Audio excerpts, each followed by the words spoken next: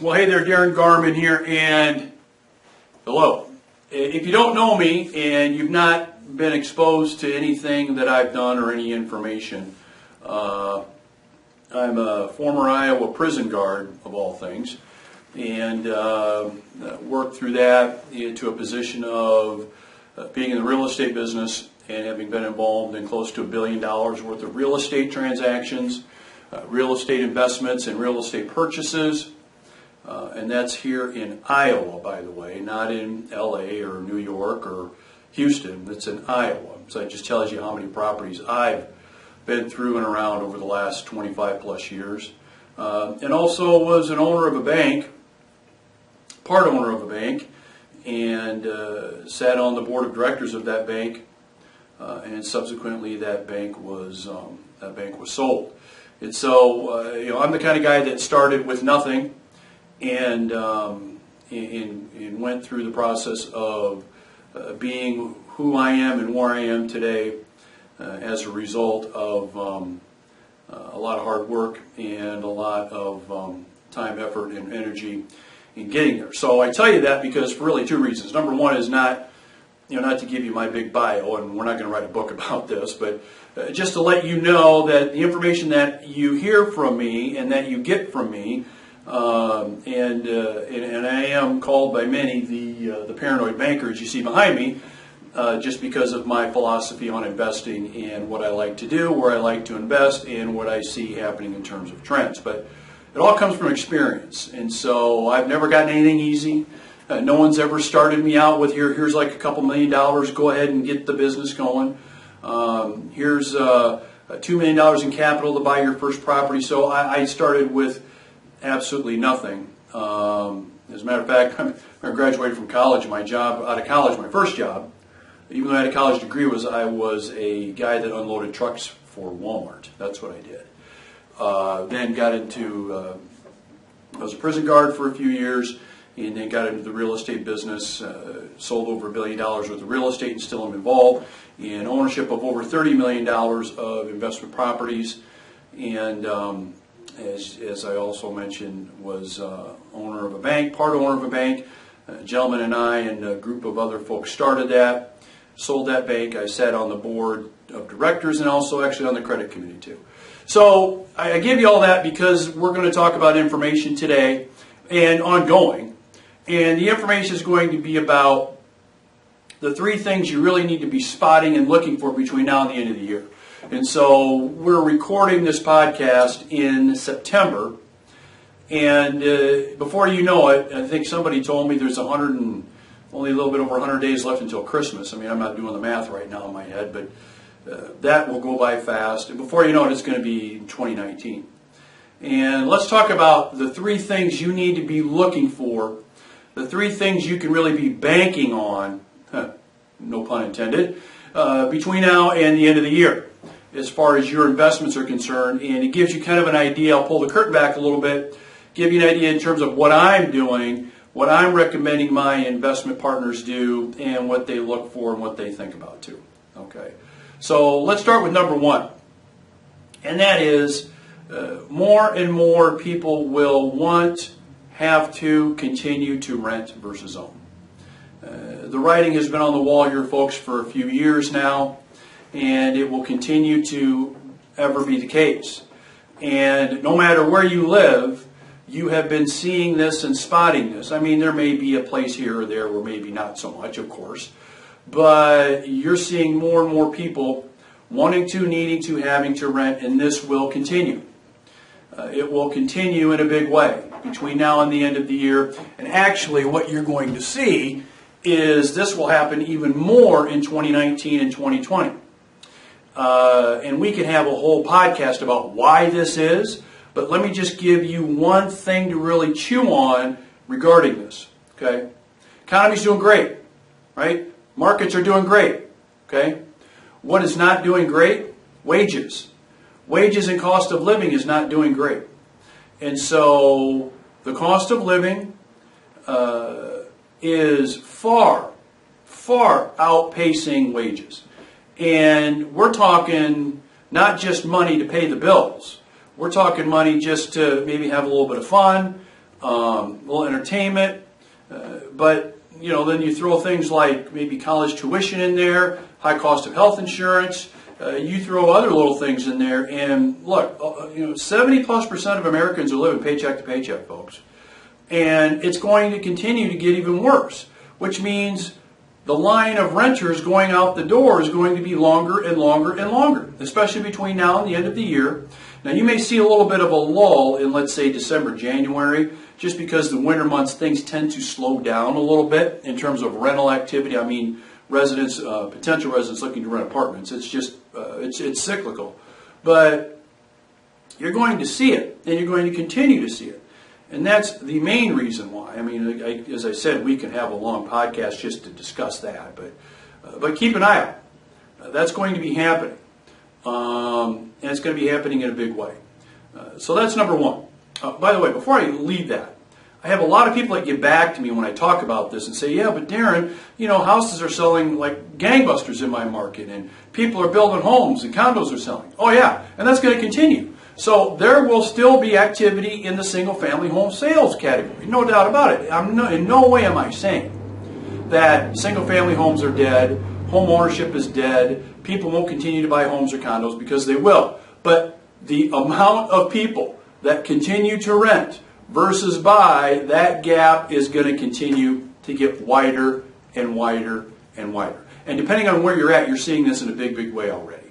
Okay, so that's number one. Number two, the big thing to be looking at too is the demand from investors to own multifamily properties because of what I just talked about. Okay, let me give you probably the best example of this. Has to do with a conversation I had yesterday with a real estate broker.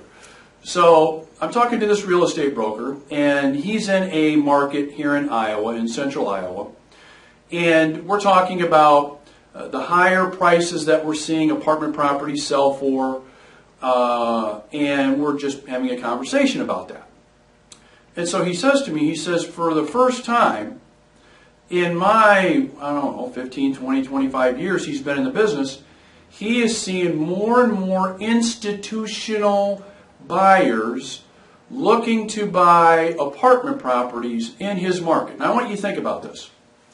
When you think about institutional buyers, institutional investors, insurance companies, pension funds, maybe private equity, where do they typically buy their apartment properties? Right? I mean, big cities, typically. The Dallas, Austin, the Dallas-Fort Worth area, Austin, Texas, New York, LA, and San Diego, Portland, Oregon, Orlando, Florida, Nashville, Tennessee. I mean, a lot of big cities or bigger cities is where these folks look. So what are they doing in Iowa? Right? What are they doing in Iowa looking? Well, the reason why they're doing it is because they're trying to find as many of these assets to buy as they can, because, they've got folks sitting in cubicles that think about this all day, and they do their research. They know what we know. And that's about the trends for rental and people wanting to and needing to, having to keep renting apartments. Okay? And so you are going to be seeing more and more investors in the market buying apartment properties because they want to be ahead of this curve, and they feel, and I agree, by the way, that this is where the money will be made over the next 5 to 7 years at least. Now here's the interesting thing. Many of these institutional buyers, and I happen to agree with them in part, are buying properties for top dollar because they think now they're buying them at a discount. Okay, I want you to think about what I just said.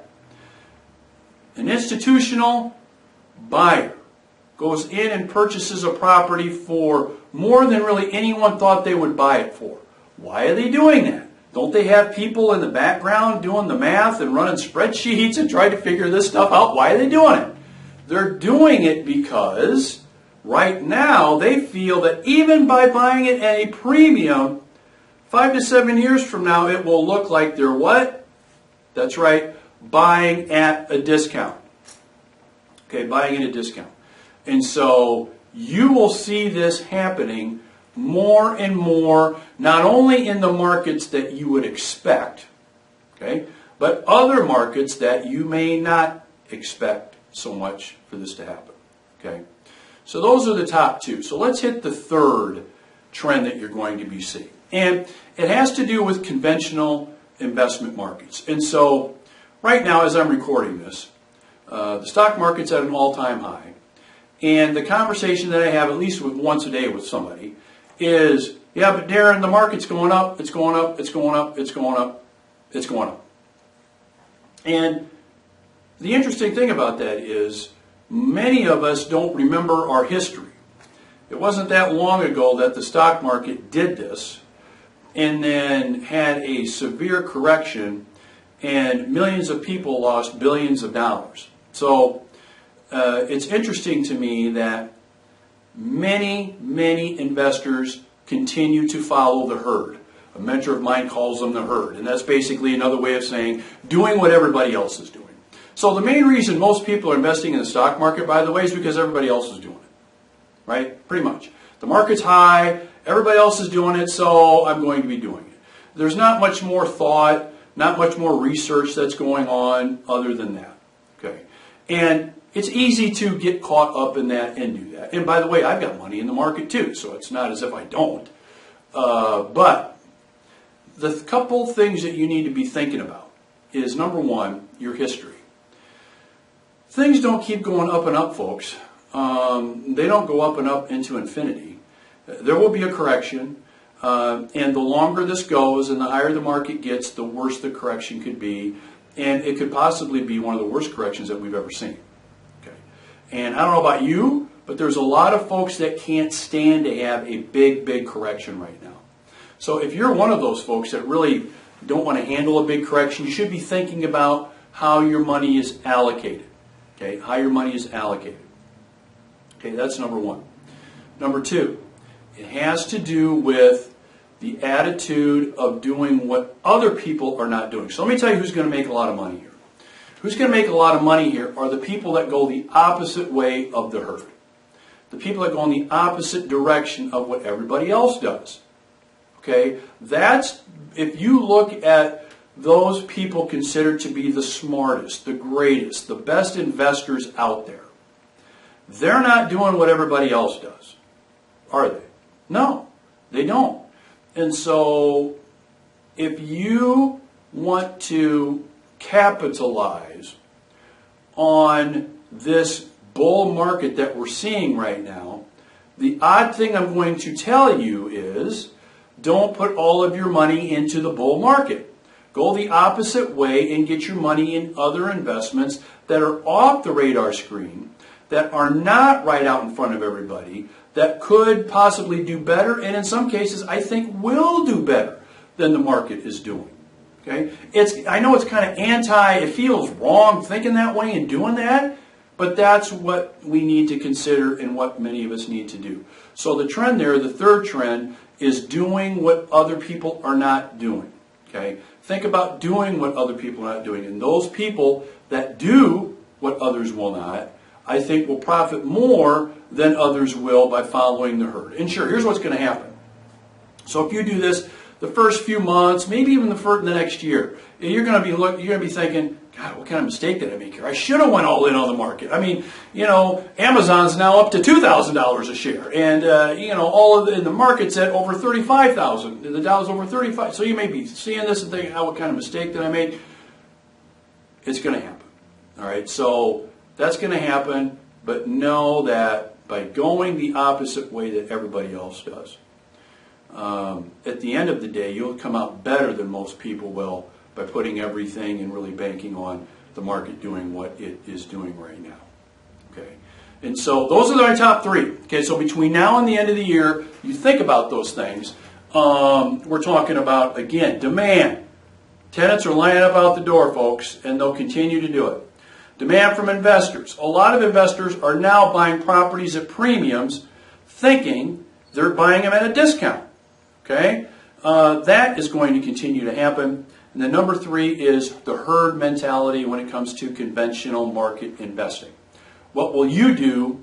What will you choose to do? And what kind of decisions will you make with your assets when it comes down to that? And so before I go, one last thing I want to mention to you is if you've not gotten our Heartland Investment Property Catalog, make sure you do, because our Heartland Flagship Fund enrollment period ends the end of September. Okay, so many of you have gotten in touch with me and wondered, when can you get into the fund? When can you get involved in an apartment property and owning an apartment property here with me and our hundreds of other partners? Really, so you can take advantage of the things that I've been talking about. September, the end of September is kind of your deadline to get involved in our flagship fund. And so if you've not gotten your Heartland Investment Property Catalog, make sure you contact our offices and you contact me and you get it. Because, again, going the opposite way of what everybody else is going and doing some things that seem maybe a little bit unconventional are going to pay off in a big, big way over the coming years for you. Okay? And you've got all my contact information. It's all over the place.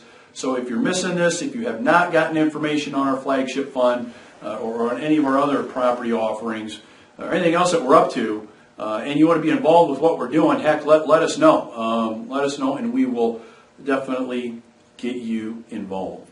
Okay? It's been great spending this time with you on the Paranoid Banker Podcast. I appreciate it. Appreciate you. Appreciate our time together, and have a great investment day. We'll talk to you later. All right. See you. Bye-bye.